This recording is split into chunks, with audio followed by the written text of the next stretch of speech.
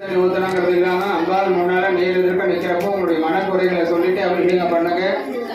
நீங்க அபிஷேகம் பண்றதுக்கான பலன் அந்த மனக்குறைகள் எல்லாம் தீர்வுக்கு வரும். நிறைய மாற்றங்கள் நிறைய பேருக்கு அம்மா கொடுத்துட்டு இருக்காங்க. வேற எந்த ஆலயத்திலும் இல்லாத சிறப்பு இங்க அர்ச்சகர் இல்லாம நீங்களே உங்க வராதிக்கு உங்க கையால் அபிஷேகம் பண்ணலாம்.